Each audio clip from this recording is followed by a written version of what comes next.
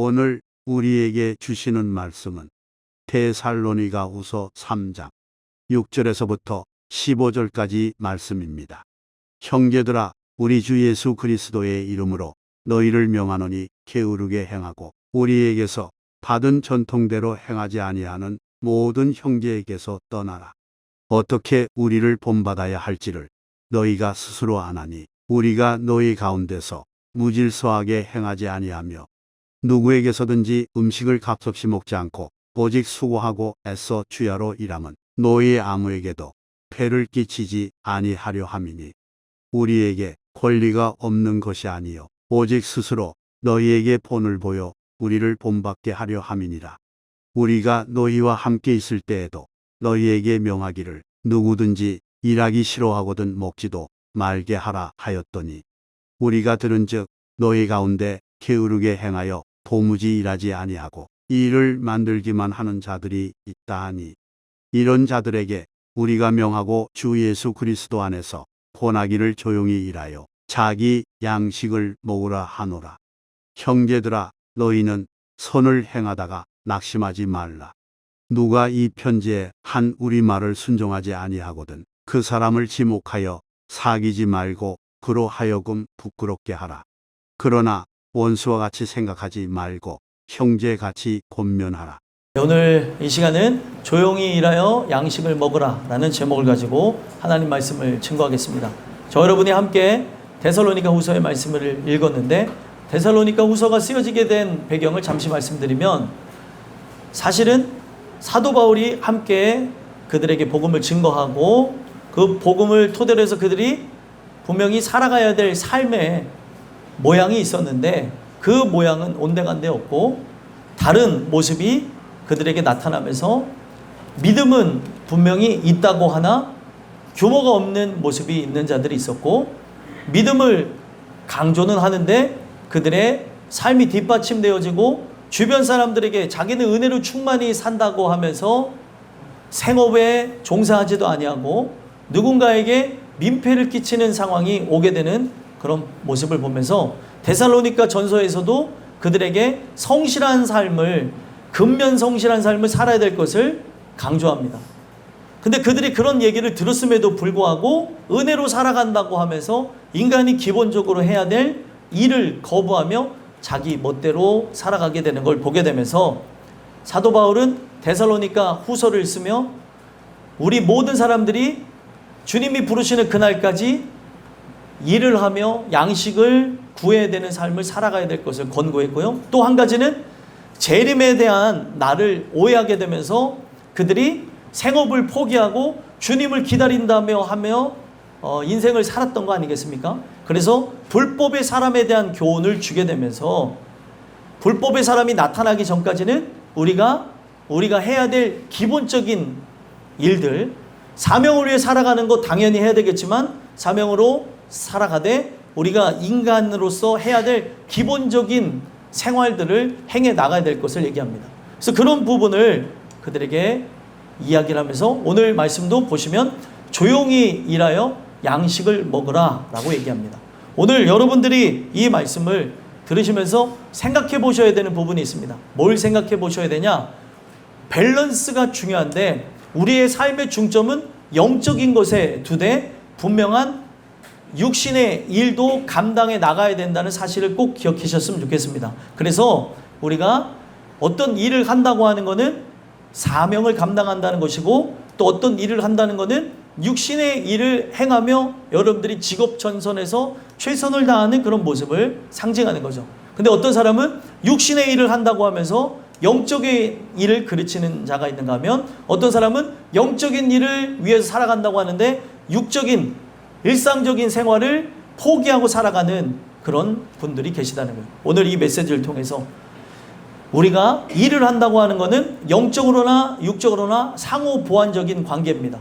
주시는 귀한 은혜를 통해서 여러분들이 분명 이 땅을 살아가면서 우리가 일을 하는 것은 아담의 타락 이후에 에덴에서 쫓겨나면서 우리 모든 사람들이 감당해야 될 일들이에요. 수고로 이 땀을 흘려가며 일을 해야 되는 것이 형벌의 삶이지만 이것이 마냥 형벌의 삶이 되고 버겁고 무거운 삶이 되는 것이 아니라 이것을 하되 목적이 있는 삶, 바로 영원한 가치를 두고 천성을 위해서 나가는 귀한 은혜가 여러분들 모두에게 있게 되길 간절히 소망합니다. 그래서 은혜로 살아가는 사람은 형벌의 삶을 살아가는 것이 아니라 어떻게 삶을 살아갈까요? 그분이 오시는 그날을 위하여서 우리가 돈을 수단 삼고 우리가 하는 육신의 인을 수단 삼으면서 그분을 기다리기에 부족함이 없는 기초적인 생활을 해 나간다는 것입니다. 오늘도 주시는 귀한 은혜를 통해 여러분들과 제가 하나님의 귀한 일들을 감당하며 나가는데 부족함이 없게 되길 간절히 소망합니다. 그래서 이 말씀에 들어가기 앞서서 사도 바울은 이 모든 내용들 속에서 시작을 형제들아 라고 하면서 시작을 해요. 형제들아. 제가 주중에도 말씀드렸는데 형제는 어떤 자를 형제라고 그랬어요? 한 자궁 안에서 태어난 하나님께로서 난 자들을 형제라고 얘기합니다. 그래서 우리가 배가 다르게 되어지면, 어머니가 다르게 되어지면 가깝기는 하되 이 부분들을 하나로 묶는 것 자체가 쉽지가 않아요. 근데 이거는 육신의 어떤 가족들을 의미하는 게 아니라 영적으로 우리는 하나님께로서 하나님 안에서 하나님 품속에서 태어난 존재여야 한다는 사실입니다. 그럼 하나님 품속에서 태어난 존재라고 하면 어떻게 사도 바울은 그들에게 권하느냐? 그들에게 주 예수 그리스도의 이름으로 명령을 내렸습니다. 주 예수 그리스도의 명령을 내리는데 바로 게으르게 행하는 삶 속에서 또 전통대로 받은 삶 속에서 행하지 아니하는 모든 형제들에게서 떠나라고 얘기합니다. 왜 그러냐? 우리가 그들에게 영향을 받고 하나님의 일을 그르칠 수 있기 때문에 그렇습니다. 말씀을 전하기 앞서서 게으른 게 무엇일까요? 우리가 사전적 의미에서 아는 게으르다는 것은 해야 할 일을 미루는 사람을 게으르다고 얘기하죠. 원어에서 이야기하는 게으르다라고 하는 것은 무질서하고 불규칙하게 살아간다는 거예요. 규칙을 깨버리는 거죠. 그러니까 내가 봉사해야 되는데 봉사해야 될 일을 안 하거나 내가 사회적으로 행해야 될 일이 있는데 일을 안 하고 한량처럼 놀고 먹고 마시고 살아가던가 하는 그런 부분들이 게으르다고 얘기하는 그런 부분이라는 거죠. 육신적으로도 우리가 해야 될 일이 있고요. 그리고 영적으로도 여러분들이 맡은 직책에 따라서 해야 될 일들이 있습니다. 그것을 감정에 따라, 기분에 따라 했다가 안 했다가 이랬다가 저랬다가 하면은 안 되는 것을 게으르게 행한다고 사전적 의미는 얘기하고 있어요. 그래서 왜 그들이 게으르게 행하느냐? 받은 말씀대로 받은 그 말씀이 그들에게 전통이 되어져서 은혜로 나아가지 아니하기 때문에 그렇다는 거예요. 여러분들의 삶 속에 하나님 말씀이 은혜가 되어지면 내가 어떤 상황에 놓여져 있을지라도 환경에 놓여져 있을지라도 고통 가운데 있어야 될지라도 우리가 그 받은 말씀에 의해서 새롭게 되어진 존재가 되어졌으면 예배라고 하는 것은 타협할 수가 없는 것이고 예배라고 하는 것은 포기할 수 없는 것이고 예배라고 하는 것은 늘 여러분들의 삶에 지속되어져야 될 은혜의 행입니다. 여러분들 오늘 이 메시지가 어떻게 들리시는지 모르겠는데 우리는 자꾸 세상 속에 타협을 하게 되어지는 상황을 보게 되어져요. 그 이유가 뭐냐면 하나님의 말씀이 나의 삶을 이끌어가는 하나의 전통이 되지 않았기 때문에 이 말씀이 우리를 아우르고 그리고 이끌어가는 우리의 어떤 중심 가치가 되지 않았기 때문에 그렇습니다. 오늘도 이 메시지를 여러분들이 들으시면서 나라고 하는 존재가 은혜가 있는지 없는지를 돌아다보시면서 혹여나 나라고 하는 존재는 육신적으로 게으른가 아니면 영적으로 태업하고 내 멋대로 살아가는가를 돌아다보시면서 사도 바울의 명령은 누구로부터 왔어요? 바로 하나님으로부터 온 거죠.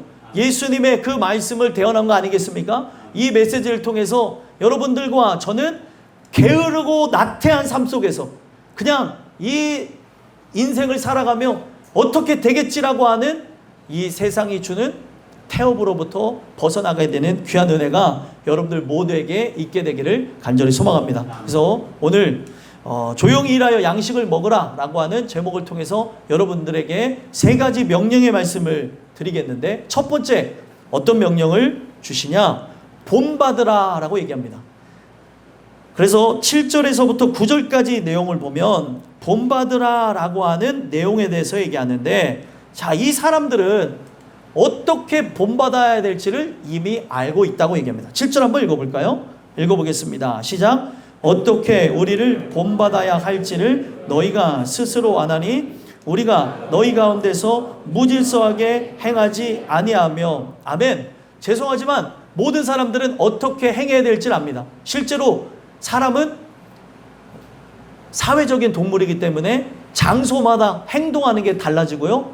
그리고 만나는 사람마다 어투도 달라지는 사람이 있고, 또 어떤 환경에 의해서 마치 카멜레온과 같이 옷을 갈아입는 것처럼 자기의 행동과 말 모든 부분이 바뀌어지는 사람들도 있습니다. 사람은 그런 존재인 거죠.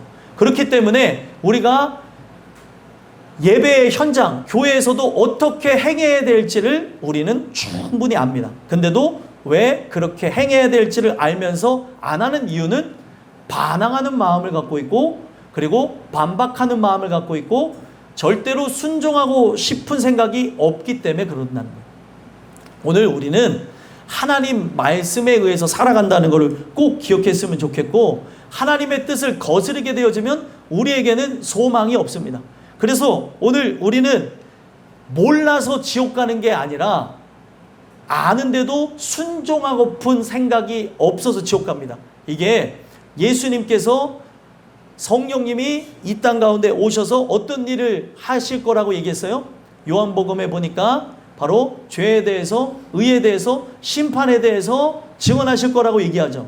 성령이 그와 같은 일들을 행하실 것이고, 오늘 모든 사람들이 이와 같이 성령 하나님이 예수님의 것을 갖고 와서 일하실 때에 몰라서 지옥 가는 게 아닙니다. 알기는 알되 순종하고 싶은 생각이 없는 거예요. 그러니까 나도 그렇게 살고 싶지 않으니까 남도 그렇게 살지 못하게 하는 것이 성경에는 뭐라고 되어졌냐? 성령 회방죄라고 되어졌어요. 성령 회방죄는 사하심을 받지 못할 수도 있습니다. 그게 어떤 것을 의미하는 거냐면, 하나님이 길을 열어놨는데 길 대신 예수님을 거부하고 무시하고 내 멋대로 살아가는 걸 얘기하는 거죠. 예수님은 성경에 분명히 명시되어졌습니다. 내가 곧 길이요 진리요 생명이라고. 우리가 예수님의 그 뜻을 따라서 살기를 원하며 그 말씀대로 살아갈 때 구원을 얻는 것이지, 말씀대로 살기를 거부하고 내 생각에는 안 그런데, 내가 볼 때는 그렇게 하는 것은 아닌데 내 소견에 옳은 대로 행하시면 우리는 다 멸망으로 나갑니다. 그래서 이들 또한 본받아야 할지를 스스로 안다라고 얘기하고 있어요. 알기는 알지만 이런 통제를, 바로 이러한 다스림을 거부하는 그 모습 때문에 그들이 멸망으로 나가기 때문에 무질서하게 행하지 아니하였던 자신의 모습을 다시금 생각해 보라는 거예요. 그러면서 사도 바울은 어떻게 살았다고 얘기합니까? 의도적으로 8절 말씀에 어떻게 살았는가 한번 볼까요? 읽어보겠습니다. 시작. 누구에게서든지 음식을 값없이 먹지 않고 오직 수고하고 애써 주야로 일함은 너희 아무에게도 폐를 끼치지 아니하려 함이니. 아멘. 누구에게서든지 음식을 값없이 먹지 않았다라고 얘기해요. 왜 그렇습니까?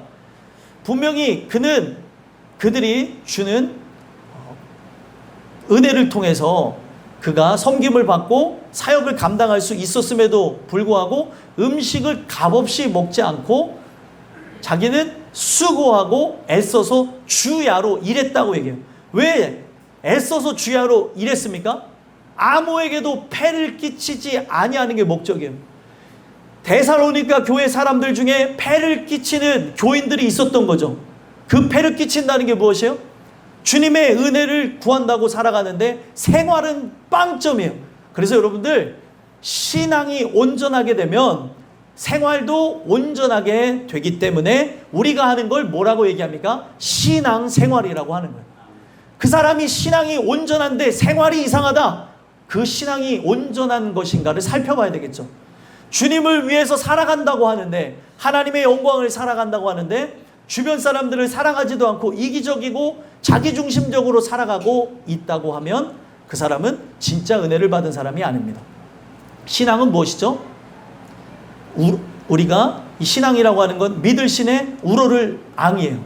우리가 하나님을 우러로 보는 거죠. 하나님을 믿고 우러로 보는 그런 역사가 우리에게 있는 것인데, 하나님을 바라다 보게 되어지고 하나님을 사랑하게 되어졌는데 생활이 그가 주신 은혜 속에서 나타나지 않는다면 저 사람이 진짜 은혜를 받은 사람인가? 나라고 하는 존재가 은혜를 받은 사람인가? 돌아봐야 된다는 거예요. 그래서 사도 바울이 왜 일을 하게 되어졌느냐? 그때 재림에 대한 교훈을 증거했더니 이 재림에 대한 교훈을 가지고 은혜로 살아가는 것은 참 좋은 모습이었는데, 주님을 기다린다고 하면서 생업을 포기하고 이 집 저 집을 돌아다니면서 오늘은 점심을 저쪽에서 먹어야겠다, 내일 저녁은 저 가정 가서 먹어야겠다라고 하면서 자기는 일을 하지 아니하고 은혜로 살아간다고 하면서 많은 사람들에게 민폐를 끼쳤던 사람들이 있었던 거예요. 그래서 사도 바울이 주의를 줬는데도 불구하고 어떻게 해요? 자기 마음대로 살아요. 그래서 여러분들 게으르다고 하는 게 어떤 거냐면 자기 마음대로 한다는 뜻을 갖고 있어요. 자기 마음대로. 여러분들과 저는 여러분들의 뜻대로, 제 뜻대로 마음대로 살아갈 것이 아니라 아버지 뜻대로 살아야 될 줄 믿습니다. 그래서 분명히 은혜를 추구하는 자라고 하면 이 땅에서 우리가 기본적으로 해야 될 일이 있다는 거예요. 여러분들이 주신 달란트를 가지고 혹은 달란트를 발휘하지 못한다 할지라도 여러분들이 예수를 기다리는 데서 필요한 것이 돈이라는 것이 사용되어지기 때문에 인간이 기본적인 생활을 하기 위해서 돈을 벌어야 되는 것은 숙명과 같이 연결되어진 끈이라는 거예요. 근데 이것을 거부하고 자기만 은혜로 살아간다고 하면서 많은 사람들을 힘들게 하기 때문에 그런 자들을 위해서 사도 바울은 일을 했다는 것을 얘기하는 겁니다. 그래서 폐를 끼치지 아니함이니 9절에 뭐라고 얘기합니까? 한번 읽어보겠습니다. 읽겠습니다. 시작. 우리에게 권리가 없는 것이 아니요 오직 스스로 너희에게 본을 보여 우리를 본받게 하려 함이라. 아멘. 사도 바울에게 권리가 있었나요? 권리가 있었죠. 어떤 권리요? 그들을 위해서 사역하기 때문에 그들의 섬김을 받아 사역에 전념할 수 있는 권리가 있었습니다. 근데 그 권리를 그가 포기하고 그들에게 어찌 보면은 사회적으로도 일을 하며 살아가야 된다고 하는 것을 알려주기 위해서 본을 보여서 본을 받게 하는, 그러니까 사도 바울은 그 육신의 일도 그들에게 중요하다는 것을 가르쳐주는 목적이 있었다는 겁니다. 그래서 오늘 이 내용은 두 가지를 다 담고 있어요. 육신의 일을 도모하는 자에게는 영적인 것이 모토가 되어야 된다는 것을 이야기해주고 있고, 영적인 것을 도모하며 은혜 속에 살아가는 자라고 한다면 육신의 일도 우리도 생각하고 돌봐야 된다는 걸 얘기하는 거예요. 이 모든 것을 우리가 은혜로 살아간다고 하면서 아버지로서 우리의 해야 될 일을 포기하고 어머니로서의 일을 포기하고 우리가 부부로서 해야 될 일들을 포기하고 자녀로서 해야 될 본분을 행하지 아니하면 안 된다는 거죠. 우리가 이 세상을 살아갈 때 사회적인 이론으로 해야 될 일들이 분명하게 있다는 거예요. 그러면 그 분명하게 해야 될 일들을 감당해야 되는데 오늘날 사회적인 풍토가 무엇이에요? 사회적인 풍토는 게으르고 나태하고 그리고 이 땅에서의 삶 자체가 그들 또한 한 번이라는 걸 알기 때문에 단 한 번의 생을 즐겨야겠다는 생각을 갖고 살아갑니다. 뭐 여러분들 즐기는 거에 대해서 뭐라고 하지 않아요. 근데 문제가 뭐냐면 즐겨야겠다는 그 의식을 갖고 주변 사람들에게 민폐를 끼치는 게 문제인 거죠. 오늘날 여러분들이 여러분들의 삶 속에 어떠한 주관을 갖고 여러분들의 삶 속에서 저축 없이 뭐 살아간다는 거 존중해 드릴 수 있어요. 하지만 우리가 누군가에게 손을 벌리고 누군가에게 전전긍긍하면서 나라고 하는 자가 누군가에게 도움을 줄 수도 있는데 민폐를 끼치며 살아가며 나는 은혜로 살아간다고 하며 해야 될 일들을 안 하고 있다면 이것 또한 잘못됐다는 것을 꼭 기억해야 된다는 거예요. 그래서 여러분들 사회적인 그런 풍토 속에서 오늘날 청년들이 공통적으로 겪는 게 무엇이에요? 청년들이 뭘 해야 될지를 모르고 또 많은 청년들이 왜 일을 하며 살아야 되는가에 대한 근본적인 질문들을 많이 한다는 거예요. 일하는 거에 대해서 굉장히 힘들어하고 귀찮아하고 하기를 원치 않아 하는 수많은 청년들과 장년들, 이런 모든 사회적인 분위기가 조장되고 있는 거죠. 오늘 우리가 성경을 바로 안다고 하면 우리가 하는 일 자체가 고되지 않다는 게 아니에요. 고되지만 주 예수 그리스도를 기다리는 데서 우리가 생활을 해야 되기 때문에 바로 자족하는 삶을 위해서 내가 나가서 일도 할 수 있는 게 당연한 것이라는 거예요. 그래서 이 부분에서 그들에게 깨닫게 하고자 어떻게 했대요? 사도 바울은 본을 보여줬다고 얘기해요. 이 본이라고 하는 건 튀포스라는 말입니다. 본이라고 하는 건 어떻게 해서 사람들에게 보여주는 거냐면 나라고 하는 존재가 먼저 어떤 삶을 살아가는지를 그들에게 가르쳐줘서 그들 또한 모방하게 하는 게, 그들 또한 따라가게 하는 게 목적이죠. 그래서 최초의 본은 음각하다, 깎다, 내리치다라는 튀포스라는 단어에서 왔어요. 그러니까 오늘날 여러분들이 누군가에게 본이 되어지는 것은 하나님 말씀이 나를 조각했고 그 말씀에 대한 흔적이 있어야 삶으로 누군가에게 본을 보일 수 있는 거예요. 근데 받은 은혜가 없는데 어떤 사람이 받은 은혜도 없으면서 예수님의 증인이 되고 받은 은혜도 없으면서 이렇게 살아야 된다고 하면서 우리가 전도인의 삶, 기도인의 삶, 또 예수인의 삶을 살아갈 수 있겠냐는 거예요. 되게 중요한 것인데 미국의 복음주의의 거장 존 맥스웰 목사님이 이런 얘기를 하더라고요. 여러분들이 전도를 못하는 이유가 뭔 줄 아십니까? 전도를 못하는 이유는 바로 하나님에 대한 은혜가 당신에게 없기 때문에, 나를 변화한 흔적이 없기 때문에 전도를 못합니다라고 얘기합니다. 만약에 내가 불치병에 걸렸는데 어떠한 의사에 의해서, 나는 이제는 죽을 사람인데 어떤 의사에 의해서 고침을 받았다고 하면 그 사람이 병원에 대해서 소개하는 것은 당연한 것이겠습니까? 당연한 것이 아니겠습니까? 당연한 것이겠죠. 그러면 우리가 우리 영혼을 구원한 예수에 대해서 이야기하는 것은 당연한 건데 당연하지 않게 된 이유가, 이거는 자꾸 사람들이 우리가 받은 은혜가 있는가, 바로 이런 부분에서 잘해야 된다, 못해야 된다는 인식이 있는데 전도인의 삶은 잘하고 못하는 게 없어요. 그냥 증인되는 거예요. 내가 좋은 거를, 내가 받은 은혜를 증거하면 되는데 제일 중요한 거는 거듭난 일이 없어서 미국 교회가 전도를 못한다는 얘기를 하더라고요. 제가 이 얘기를 왜 하냐면 어떤 친구에게 전도를 하라는데 전도를 못해요. 왜 전도를 못하냐면 하나님은 사랑이십니다. 우리는 하나님 말씀에 순종해야 됩니다. 은혜로 살아야 됩니다. 라고 누군가에게 전달해야 되는데 전달을 못하는 이유가 내가 그렇게 살고 싶은 생각이 없는 거예요. 그러니까 존 맥스웰 목사님이 따지고 우리에게 주장하는 게 무엇이냐면, 가르쳐 주시는 게 오늘날 증거를 못하는 것은 나도 살지 못하면서 나도 그렇게 살고 싶은 생각이 없는데 누군가에게 복음을 왜 증거하냐는 거예요. 은혜로 살고 싶은 생각이 전혀 없다는 거죠. 말씀대로 살고 싶은 생각이 없는데 누구를 변화시킬 수 있겠냐는 거예요. 나도 예배드리는 게 버겁고 나도 예배드리면서 은혜로 살고 싶은 생각이 없는데 누구를 전도할 수 있겠냐는 거예요. 중요한 거는 오늘 이 메시지가 왜 중요한지 아십니까? 오늘날 우리가 그렇게 살아가는 거는 본이라고 하는 것, 본이라고 하는 거는 깎아서 만들어진 어떤 형상을 얘기하는 거예요. 그러면은 우리가 예수님의 흔적, 하나님의 말씀을 통해서 내리치다, 하나님의 말씀으로 나라고 하는 존재를 완전한 하나님의 형상으로 조각했다고 하면 바로 누군가 볼 때, 야, 저 사람의 모습, 모양, 드러난 언변 자체가 다르기 때문에 사람들은 말하지 않아도 본을 받을 수밖에 없다는 거예요. 아멘이십니까? 중요한 거는 근데 왜 저 사람에게서 본 받을 수가 없을까? 왜 저 사람에게서 본 받을 수 없을까? 중요한 거는 예수님의 흔적이 없는 거예요. 말씀을 받아 깎여진 흔적이 없기 때문에 드러나는 게 없는 거예요. 어떻게 생각하십니까? 여러분들, 우리가 이제 관계전도를 행해 나가는데 관계전도를 못하는 친한 친구에게도 예수의 복음을 증거하지 못해요. 이러다가 친구 잃어버리는 거 아니야? 여러분들, 영원한 친구 예수님을 잃어버릴 수 있습니다.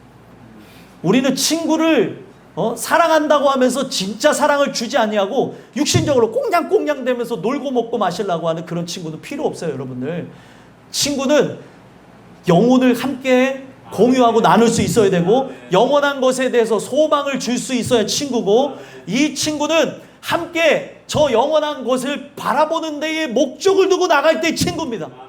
예수님이 나에게 모든 걸 줬는데 도대체 이 세상에서 그 친구 하나를 얻어보겠다고, 사람의 마음을, 환심을 얻어보겠다고 복음을 증거하지 않고 버티는 당신은 어떤 사람이냐는 거예요. 오늘 이 메시지가 한번 돌아볼 필요성이 있는 게 본을 보여서 우리를 본받게 하려 합니다. 사도 바울이라고 하는 사람을 드러내려고 하는 것이 아니라 사도 바울이 그렇게 된 것은 사도 바울이 사도행전에서 고백했죠. 뭐로 되어졌대요? 하나님의 은혜로 되어졌대죠. 나의 나 된 것은 하나님의 은혜로 된 것이니 누구를 본받은 거예요? 예수님을 본받은 거예요. 예수님은 어떻습니까? 하나님 말씀이라고 하면 그 말씀을 이루기 위해서 자기의 모든 생각을 내려놓고 고통이, 괴로움이, 눈물이, 아픔이 있을 것이지만 어떻게 하셨습니까? 예수님은 바로 아버지의 원대로 하옵소서. 예수님의 본을 받아야 될 거 아니에요. 우리는 예수님의 마음을 품어야 될 거 아닙니까? 근데 예수님의 마음을 본받은 모습이 없으니까 사도 바울이 끌탕을 하면서 진짜 너의 저희가 무엇이냐? 그 안에 있는 생각이 뭐냐는 거예요. 하나님의 그 은혜로 살아가는 사람은 이 세상 속에 민폐를 끼치는 것이 아니라 본 적이 없는 빛의 역할을 감당해야 될 사람이고 본 적이 없는 소금으로서 살아야 되는데 세상 사람보다 더 세상 사람 같은 청소년들, 청년들, 장년들, 임직자들이 있으니까 문제가 됩니다. 오늘 이 메시지를 왜 주시겠습니까? 우리는 바로 예수를 본받아야 돼요. 바로 하나님의 그 말씀을 따라서 순종하며 살아야 될 것이라고 믿습니다. 그래서 여러분들 이 세상은 뭐예요? 이 세상은 통제를 거부해요. 신의 가르침을 거부합니다. 그래서 여러분들 어떤 종교에서 득도를 외치죠? 그 득도에 대한 사상을 갖고 만들어낸 게 젊은 청년들이 좋아했던 매트리스라고 하는 영화예요. 우리가 바로 하나님이 만들어 놓은 그 체계 속에서 내가 바로 신이다라는 걸 깨닫고 거기에 보면은 주인공이 자기가 하나님이 되어져서 대항하며 모든 시스템을 붕괴하게 만들어요. 이게 뭐냐? 득도의 사상이고 불교 사상이에요. 근데 이 세상에 만연하고 있고 사람들 속에 있습니다. 나라고 하는 존재는 이 통제를 거부하고 바로 하나님의 통치를 거부하며 본받으려고 하고 그 은혜로 살라고 하는 것이 아니라 내 주권대로 살라고 하는 모습이 있다는 거예요. 오늘 이 메시지를 통해서 여러분들과 저는 어떤 그 특정 종교나 어떤 상황 속에서 나타나는 그 모습대로 살아가는 것이 아니라 인간이 갖고 있는 그런 죄악대로 살아가는 것이 아니라 하나님의 말씀에 의해서 그 말씀대로 깎여져서 세상이 볼 수 없는 그 본을, 모양이 무엇인지를 나타낼 수 있는 하나님의 사람들이 되기를 간절히 소망합니다. 이것이 바로 여러분들에게 든 첫 번째 말씀이고요. 두 번째는 조용히 일하여 양식을 먹으라고 하는 말씀을 통해서 어떤 명령을 주시냐? 두 번째로 일하라 라고 말씀하십니다. 우리 모든 사람들을 불러주신 이유가 뭐예요? 일하기 위해서 불러주신 거예요. 구원을 받았어요. 그럼 구원을 받았으면 우리를 이제 어떻게 해요? 사명을 위해서 바로 하나님의 영광을 위해서 일을 해야 된다는 걸 얘기하는 거예요. 그래서 어떤 사람은 영적인 것을 도모하는 일들을 위하여서 육적인 것이 맞춰져서 나가야 되는 부분을 얘기하고 어떤 사람은 바로 영적인 것만을 바라다보고 살아가니까 육적인 일도 함께 해 나가면서 기본적인 것을 해야 되는 거죠. 어떤 분이 그런 얘기를 했어요. 과거에 예수 믿으라, 예수 믿으라, 예수 믿으라. 교회에서 은혜 받고 이제 어떤 권사님이 남편을 전도하려고 하는데 예수 믿으라, 예수 믿으라. 그러니까 자꾸 남편이 너나 믿어라, 너나 믿어라, 너나 천국 가라 하면서 맨날 약 올리더래요. 아무리 얘기해도 변하지 않는 그 사람을 보면서 하나님 저 인간이 예수 믿고 구원받게 해주세요. 예수 믿고 구원받게 해주세요. 하는데 하나님의 마음속에 조용히 음성을 주시는데 집에 있는 빨래부터 해라 이런 말씀을 주시더래요. 근데 희한하게 빨래를 하고 생활을 개선하면서 상냥하게 얘기했더니 그 사람이 예수를 믿었다는 거예요. 여러분들 이게 무슨 얘기인 줄 이해가 되십니까? 우리가 은혜를 추구하며 살아간다고 하면서 기초 생활도 하지 아니하며 내 멋대로 살아가면서 전도를 하니 이 부분에서 너나 믿어라. 넌 예수 믿으면서 말이 왜 그러냐? 예수 믿으면서 왜 불평불만하냐? 예수 믿으면서 왜 너는 감정도 컨트롤 못하냐? 그럴 거에는 너나 믿어라. 오늘 내가 진짜 은혜에 의해서 내가 변화되어진 흔적이 있어야 우리 가까운 사람부터 예수 믿는 일들이 일어나는 거예요. 그리고 내가 변화했는데도 아직 안 믿는 일도 일어날 수 있습니다. 당황하지 마시고 하나님께 맡겨드리고 기도하며 나가면 하나님이 그 영혼 책임질 거라 믿습니다. 그래서 영혼을 하나님 앞에 맡겨드려야 되는 거예요. 근데 이들은 어떻게 합니까? 영적으로 살아간다고 하면서 일하기를 거부하며 어떤 세상 사람들의 그런 기본적인 모습도 되어지지 못한 채 살아가는 모습이 있으니까 사도 바울이 어떻게 얘기합니까? 10절, 11절 한번 읽어볼까요? 읽어보겠습니다. 시작. 우리가 너희와 함께 있을 때에도 너희에게 명하기를 우리가 들은즉 너희 가운데 게으르게 행하여 도무지 일하지 아니하고 이를 만들기만 하는 자들이 있다 하니. 아멘. 함께 있을 때에도 명했대요. 누구든지 일하기 싫어하거든 먹지 말라는 거예요. 여러분들과 저는 죽는 그날까지 일해야 됩니다. 영적으로도 일을 해야 되고요, 육적으로도 일해야 돼요. 저는 성경적인 그런 주관을 갖고 이 세상을 바라보려고 하는 사람이에요. 하나님 주시는 말씀 안에서 이것을 보려고 하는데, 여러분들 70세가 넘으면 세상에서, 여러분들 오해하지 마세요. 또 70세 넘으신 분들, 세상에서는 70세가 넘으면 뭘 하죠? 은퇴를 합니다. 그러면은 제가 여러분들에게 질문 드리고 싶은 게, 70세 이상 분들만 답하시면 돼요. 우리가 하나님의 일을 감당하는 데는 은퇴가 있습니까? 없습니까? 은퇴가 없어요. 근데 사회적 흐름 안에서 살아가다 보니까 우리 믿음의 사람들도 자꾸 은퇴를 해야 되는 거라고 생각을 해요. 실제로 목사님들도 70세에 은퇴를 하고 내가 해야 될 그 일에 대해서 목회자로 활동했던 것을 멈추는 사람은 10년 안에 돌아가실 확률이 더 많아진다고 합니다. 왜 그러냐? 사명을 잃어버리고 뜻을 잃어버린 그런 자이기 때문에 삶의 낙도, 그리고 삶에 행해야 될 일도 없으니 사람이 노쇠화되어지고 약해지는 걸 보더라는 거예요. 제가 이 말씀을 왜 드리냐? 여러분들 성경에 보게 되면 아론도 모세도 죽기 전까지 은퇴를 했어요, 안 했어요? 그러면 왜 자꾸 우리는 은퇴를 하려고 하냐는 거예요. 신앙이라는 건 은퇴가 없습니다. 여러분들 신앙 은퇴 있어요, 없어요? 없죠. 물론 우리가 기능적으로 연세가 들어가시면서 육신의 그 부분에서 앞장서서는 못할지언정 내가 할 수 있는 부분에서 어떤 일을 해야 되는가 자꾸 하려고 하고, 나라고 하는 존재를 관리하며, 하나님 내가 이것을 감당해야 될 것 같은데 나에게 건강도 주시옵소서. 그러면 그 사람에게 건강도 저는 주실 거라고 믿습니다. 근데 오늘날 우리가 어떻게 생각해요? 아, 나는 은퇴했어, 나는 노인이야, 나는 아무것도 할 수 없어.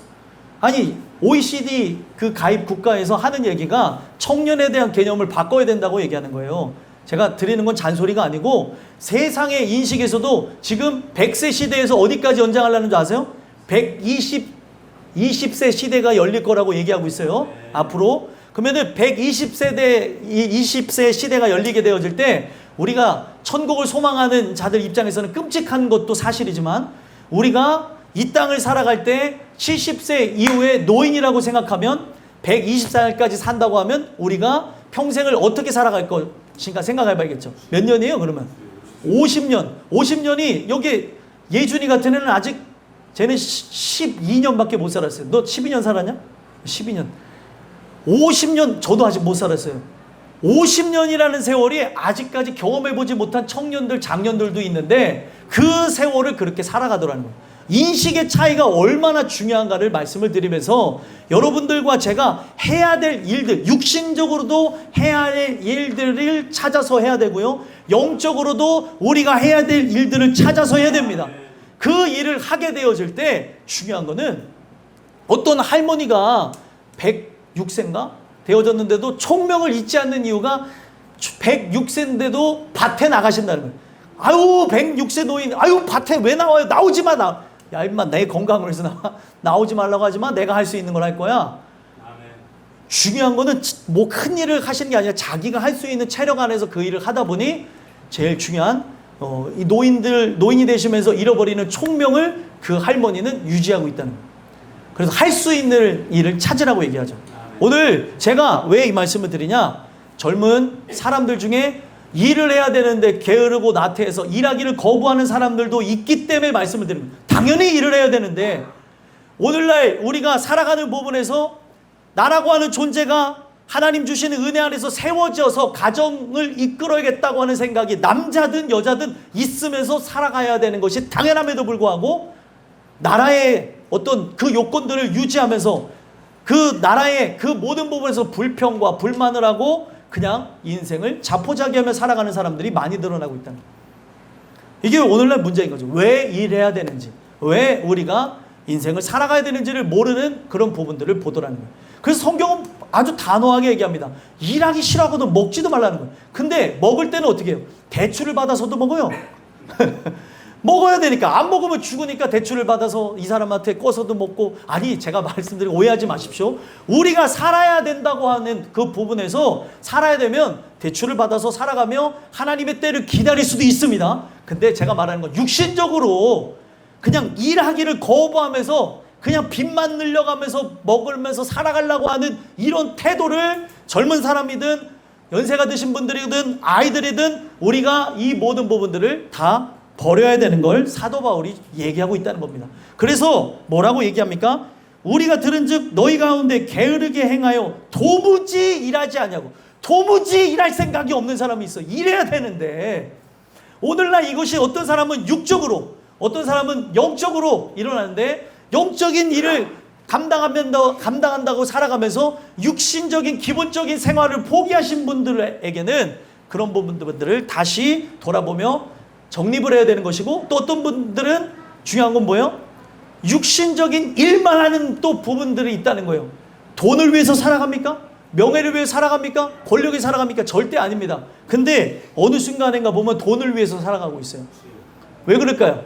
돈은 계속해서 우리의 삶에 침범해 오는 그런 더러움이 있는데, 돈이 침범해 오는 게 뭔지 아십니까? 돈이 침범해 오는 거는 자꾸 액수를 갖고 우리를 흔들어 놓고, 침범해 오는 게 뭐예요? 돈을 많이 버는 거에 대한 유혹을 우리가 갖게 되더라는 거죠. 오늘날 우리가 일확천금을 누리기 때문에 로또가 주님 오신 날까지 망하지 않는다잖아요. 사람들이 로또를 맞을 확률에 대해서 여러분들 조사해 봤는데, 로또 맞을 확률이 어떤 건지 아십니까? 63빌딩에서 뛰어내렸는데 살 확률이래요. 이 얘기는 뭐예요? 살 확률이 없다는 걸 얘기하는 거예요. 번개를 3번 맞고도 살아날 산 사람. 그러니까 확률적으로 일어날 수 없는데 사람들은 어떻게 해요? 이 확률에 아유 그 확률이 나에게도 일어나겠지. 없습니다. 그리스도인은 거기에 꿈도 꾸지 말아야 돼요. 우리는 땀을 흘려 일을 하면서 살아가기를 원해야 되는 겁니다. 그리고 내가 이렇게 땀을 흘려 살아가는 이유는 목적이 있어서 그래요. 영원한 천국을 바라보고 기대하기 때문에 일에는 귀천이 없습니다. 여러분들이 소일거리를 하셔도 좋고 파지를 주셔도 되고 상관없어요. 어떤 일을 해도. 근데 그렇게 하는데도 기쁨이 있어야 되는 이유가 뭐예요? 주님을 기다리기 때문에. 목적이 있어야 되는데 목적 없이 살아가기 때문에 그래요. 그래서 게으르게 행하여 불규칙적으로 우리가 주의 일을 감당하기도 하고, 불규칙적으로 우리가 이 땅에서도 일을 하며 이랬다가 저랬다가 자기 마음대로 하는 걸 게으르다고 얘기하고, 도무지 일하지 아니하는 그 사람들 때문에 바로 이 이야기를 하면서 일을 만들기만 하는 사람이 있대요. 이 사람은 더 황당한 거죠. 일하지도 않으면서 일을 자꾸 만들어내. 일을 하라고 하면서 이렇게 해가지고 우리가 합심해서 일을 해야 될 때 이 부분에서 일할 사람들이 뒤로 빠져버리면, 아니 여기 있는 모든 사람들이 일할 사람이라니까요.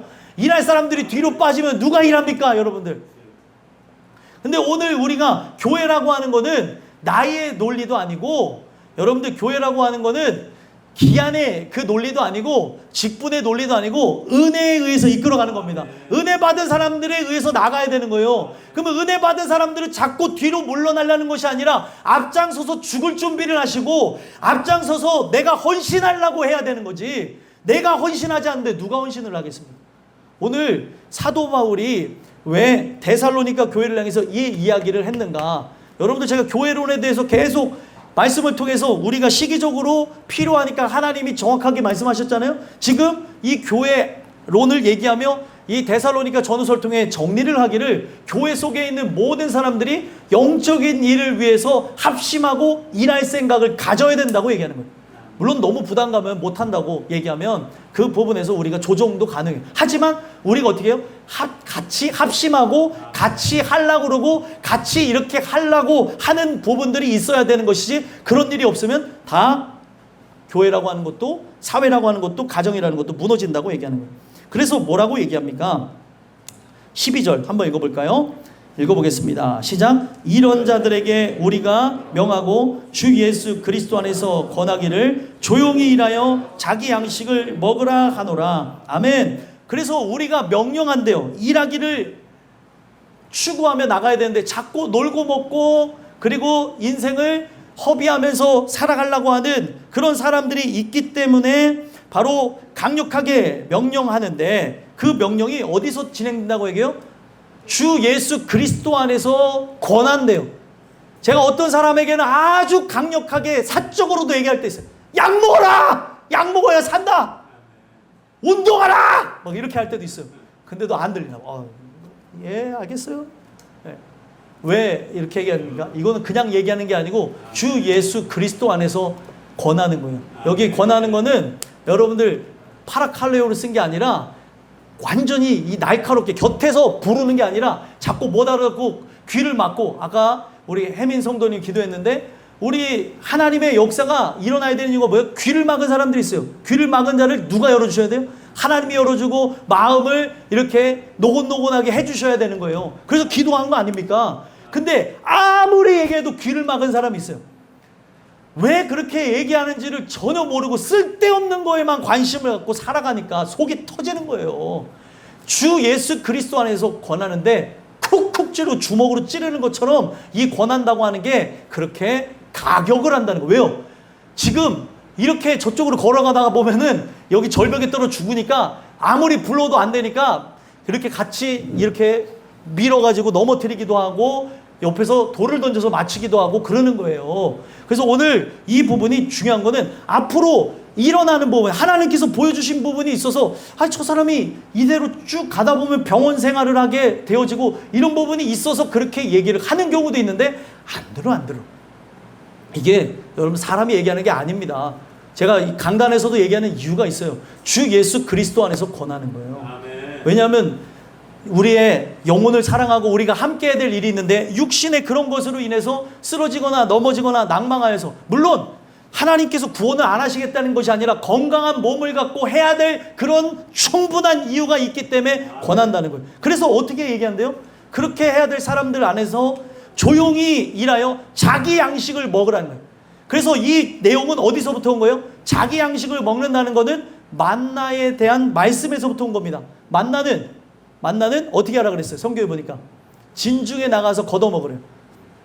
여러분들 여기서 우리가 알아야 되는 게, 그 진중에 나가서 걷어 먹을 때 부모님이 나가서 걷어서 주는 게 아닙니다. 여러분들, 아이들도 그리고 어떤 누구도 남녀노소 할 것 없이 자기가 나가서 걷어 먹어야 되는 게 만나예요. 이해가 되십니까? 거기서부터 출발한 게 쉐마 교육이에요.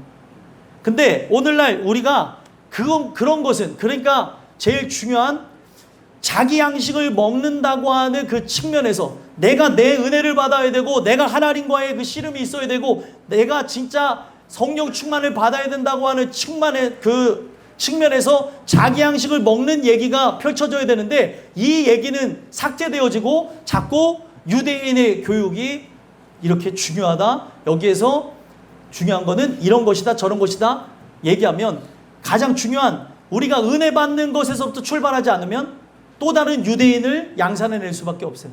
자기 양식을 먹어야 돼요. 여러분들 영적으로 항상 여러분들에게 주시는 생명의 양식을 여러분들 스스로 먹어야 됩니다. 근데 먹어야 될 사람이 안 먹고 돌아다니니까 밥 먹으라고 외치시는 어머니의 그 외침이 생각이 나는 거죠. 밥 먹어라, 밥 먹어라, 밥 먹어라. 옛날에는 철수야, 영희야, 누구야, 엄마들 목소리가 동네에서 울려 퍼졌어요. 도대체 몇 년도 사람인지 모르겠지만 제가 살았던 동네는 그랬습니다. 그러면은 그 소리를 듣고 분명 남의 엄마가 한 소리인데 우리 엄마도 부를 때가 됐네 하고 들어가는 애들이 있어요. 중요한 거는 오늘 결국에 엄마는 부르지만 먹는 건 누구예요? 내가 먹어야 돼요. 여러분들이 드셔야 되는 거예요. 하나님이 여러분들을 불러줬어요. 그 부르셨으면 여러분들이 택한 자는 여러분들이 먹어야 되는 겁니다. 여러분들이 예배에 나와서 그 부분을 사모하고 먹어야 되는데, 은혜를 받을 것 같으니까, 인생이 변할 것 같으니까 어떻게 해요? 이 말씀 듣다가 막 변할 것 같으니까, 이 속에 악한 것이 역사를 하니까 눌릴 것 같으니까 막 사람들이 우리 교회 이 말씀을 듣다가 많이 눌린다는 얘기를 들어요. 왜 눌리겠습니까? 여러분들 제가 정확하게 말씀드릴게요. 눌리는 이유는 딱 한 가지예요. 내 생각이 강하기 때문에, 내 뜻이 있기 때문에. 하나님 말씀에 충만하게 되어지면 눌리는 게 아니고 감사하게 되어지고 기쁨이 일어나게 되어지고, 아, 나를 변화시키를 원하시는구나, 그걸 깨닫게 되는 거죠. 생각이 다르니까 모든 말들 자체가 다 걸리는 거예요. 근데 이 생각이 다를 수 있어요? 왜 다를 수밖에 없습니까? 우린 육신을 입었기 때문에. 그걸 인정하고 은혜를 구하라는 거예요. 하나님의 생각으로 가득 차게 되면 변합니다. 근데 그렇게 살고 싶은 생각이 없어요. 아, 그래, 나는 저기 이렇게 가서도 좀 놀아야 되고, 먹고도 살아야 되고, 또 술도 먹어야 되고, 담배도 피워야 되고, 또 이런 부분에서 이렇게 살아가야 됩니다. 아, 저는요, 어떤 사람이 담배를 피는데 그러더라고요. 담배를 피는데 저는요, 이제는 전자담배 피워요. 아, 전자담배도 똑같이. 그렇습니다. 어떤 사람은 저 담배 끊었어요. 근데 니코틴 껌을 씹고 앉았더라고요. 똑같은 거예요, 여러분들. 우리가 그런 걸 보게 되면서 왜 그렇게 하는가? 하고 싶은데 이만큼 하는 걸로 나를 그렇게 합리화하는 거죠.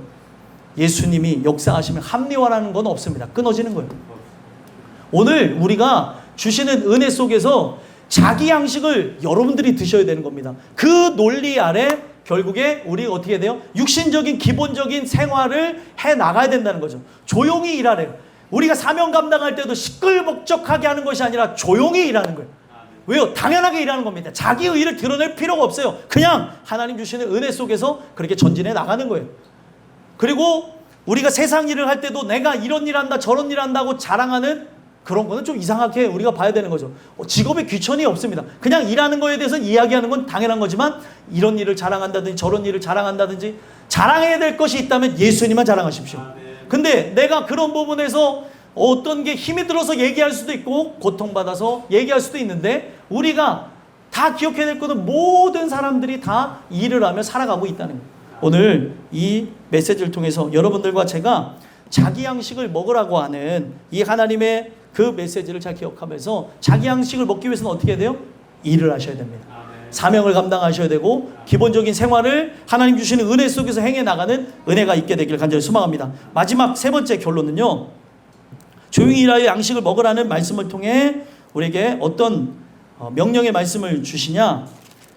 권면하라고 얘기합니다. 자, 왜 권면하라고 얘기를 하냐면 13절에서도 15절까지 내용을 보게 되면, 우리가 자꾸 나에게 힘을 빼게 만들고 나를 아프게 하고 고통스럽게 하는 자를 포기하는 경향이 있기 때문에 권면하라고 하는 거죠. 근데 하나님은 사도 바울을 통해서 일단은 누구에게 관심이 있는지 아십니까? 오늘 이 말씀으로 살아가려고 하는 여러분들에게 관심이 있습니다. 그렇기 때문에 사도 바울이 13절에 뭐라고 얘기했습니까? 형제들아, 너희는 선을 행하다가 낙심하지 말라. 왜 선을 행하다가 낙심하지 말래요? 지금 나는 부지런히 행하는데 같이 부지런히 행할 사람, 같이 봉사해야 될 사람, 일할 사람들이 해야 되는 걸 알면서도 거부하고 반항하고 자기 멋대로 하는 경우가 있어요.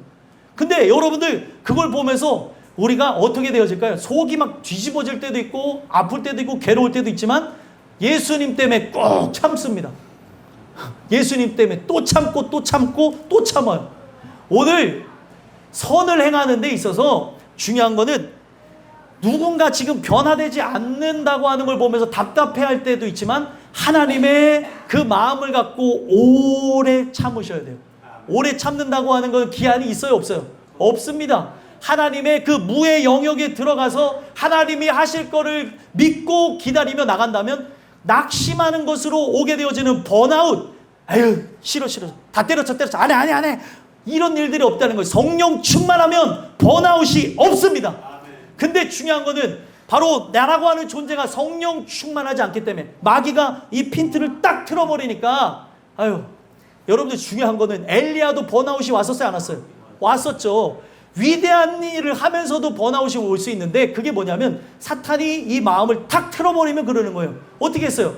나만 이 일을 한다는 거예요. 나만 이 바알 선지자와 아세라 선지자를 다 못 지르기 위해서 일하지, 누가 나를 위해서 이렇게 하냐? 누가 나를 위로해 주냐? 나는 누구와 함께 살아가냐? 나는 또 혼자 일한다. 그랬더니 바로 하나님이 말씀을 주시기를, 너 말고 몇 명 더 있대요? 7,000명. 여러분들, 우리 교회에서도 나만 일하는 것 같은데 우리 땅끝교 식구들이 함께 일하고 있습니다. 우리는 가족이에요, 여러분들. 근데 마귀가 이 생각을 바꿔버리면 주님 주시는 은혜 안에 예수님이 내 친구가 되시는데 그 은혜가 온데간데 없으니까 나는 외톨이야. 외톨이. 아니 뭐 외톨이에요. 주님이 함께 하시는데. 아무도 없어도 주님만 있으면 삽니다. 내가 저기 음부 가운데 가 있을지라도 그 음부 가운데 내가 거기 가서 너를 기다리고 나와 함께 하실 거라잖아요. 세상 끝에 가서도 계시고 바다 끝 가운데 걸 때도 주의 영이 나와 함께 하실 것이다. 그거를 우리가 믿는다면 살아가는데 그걸 믿지 못하니까 근심, 걱정, 염려, 괴뢰 생각이 막 이렇게 흔들어 놓는 거예요. 여러분들 낙심하지 마십시오. 사람 때문에 낙심하지 마십시오. 누구누구 때문에라고 말하지 마십시오. 그 때문에라고 하는 것이 바로 죄의 원형의 시작이었습니다. 아담이 범죄하고 나니까 뭐라고 해요? 누구 때문이라고 해요?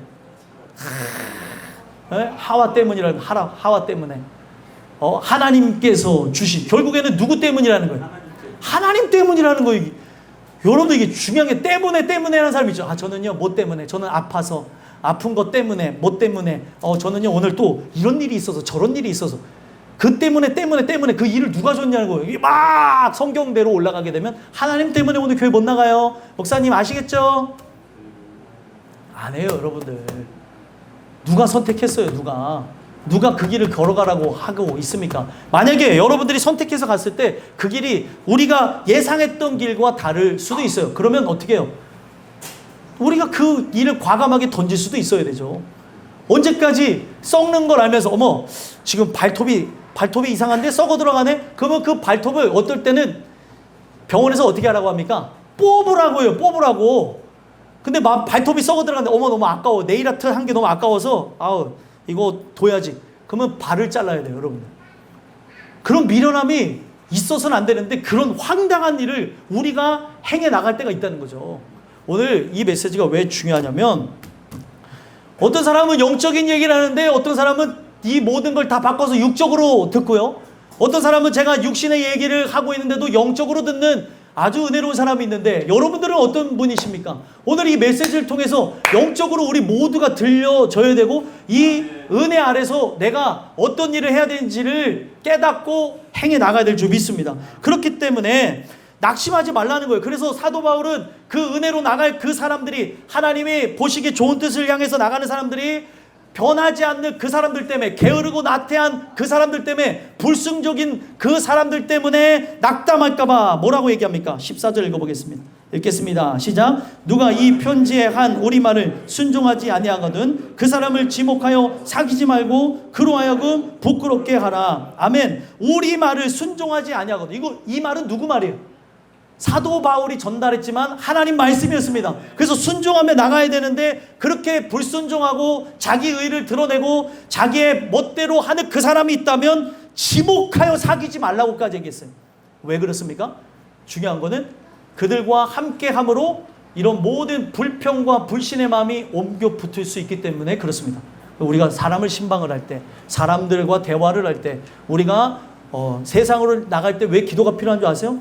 영과 영의 충돌이에요. 근데 중요한 거는 그 영과 영의 충돌, 그 영의 대화 속에 나와 다른 영을 갖고 있는 존재들, 불평과 원망하는 그 사람들과 대화하는 것으로 나에게도 불평과 불만이 옮겨 붙을 때가 있습니다. 영적인 사람들은 무슨 말인지 이해가 되실 거예요. 근데 중요한 건 여기 있는 모든 사람들이 영적인 사람들입니다. 이해가 되셨어요? 그러니까 우리는 이 부분 속에서 생각해 봐야 되는 게 대화만 한 것으로 우리가 뭔가를 본 것만으로도 이상하게 되는 거예요. 오늘 왜 우리가 이걸 하나님의 영광을 왜 추구해야 되는데 왜 다른 걸 왜 추구하게 되어졌느냐? 가지 말아야 될 때를 가고 보지 말아야 될 거를 보고 듣지 말아야 될 걸 듣기 때문에 비본질적이고 의미가 없고 썩어질 것, 죽어질 것들을 사모하고 나가더라는 거예요. 중요한 거는 주님 안에 우리가 거하고 이 말씀 안에서 살아야지만 살아간다는 겁니다. 그래서 중요한 거는 하나님 주시는 은혜 안에 눈뜬 자들이 있습니다. 귀가 열려진 자들이 있어요. 그들은 정말 주님의 은혜로 살아가는데 주변에 아직 변하지 않는 사람들 때문에 절대로 낙심하지 마시라는 거예요. 하나님께 맡겨드리고 그 사람을 어떻게 하래요? 부끄럽게 하래요. 그 사람이 은혜로 살아가지 못하는 걸 기억하게 하라고 얘기하면서 부끄럽게 하되 여기에 주의사항이 있습니다. 마지막 15절 읽어보겠습니다. 읽겠습니다. 시작. 그러나 원수와 같이 생각하지 말고 형제같이 권면하라. 아멘. 여기 보면 부끄럽게 하되 원수는 한 번 보고 헤어질 사람이에요. 그러니까 여러분들 가족은 막 투닥 싸우고 나서도 헤어져요? 안 헤어져요? 안 헤어져요. 우리 저기 사랑하는 예은이하고 예준이가 형제라서 싸울 때가 있을까요? 없을까요? 엄청 많이 싸웁니다. 근데도 투닥투닥대고 헤어져요? 안 헤어져요? 안 헤어져요. 헤어지고 싶어? 아니지? 웃었어요. 아니 얘네들 보니까 형제니까 그러더라고. 막 싸우고 나서도 같이 얘네들이 하는 그 모바일 게임 있는데 형 그거 뽑았어? 뽑았어. 방금 전까지 막 싸우고 있었는데 막 근데 갑자기 또 웃고 있는 그 상황을 보면서 아 형제구나. 여러분들 가족은 우리가 우여곡절 좌충우돌이 없다는 게 아닙니다. 우여곡절 좌충우돌이 말이 하다 보니까 헷갈려요. 우여곡절 좌충우돌 하겠지만 우리가 분명 가족이기 때문에 어떻게 해요? 한 길을 보고 나가야 되는 거예요. 근데 마귀는 어떻게 해요? 원수라고 바꿔버리는 거예요. 저 사람 원수야. 이제는 말하지 마. 이제는 갈라. 여러분 사탄이 주는 생각이에요. 우리는 어떻게 해야 돼요? 원수같이 하지 말고 어떻게 하래요? 형제같이 권면하라. 형제같이 권면하는데 마냥 온유하라고 하는 것이 아닙니다. 여기서의 권면은 바로 그 파라칼레오랑 달라요. 곁에서 부르는 것, 외쳐서 궤도 안으로 들어오는 거와 다르고 아주 강력하게 그 사람을 치라고 얘기하는 거예요. 형제니까 어떻게 해요? 이놈의 새끼야 하면서 이렇게 쥐어박을 때가 있는 거죠. 가끔 가다가 우리 예은이가 예준이를 그렇게 쥐어박을 때가 있는 걸 봐요. 정신 차리라고. 근데 어떨 때 보면은 우리 예준이가 형한테도 얘기해. 형도 정신 차려야 돼. 이러더라고요. 예. 그리고 형제니까 그러는 거예요. 형제니까 그렇게 강력하게 우리가 얘기하고 말하는 걸 보는데 제가 이 말씀을 왜 드립니까?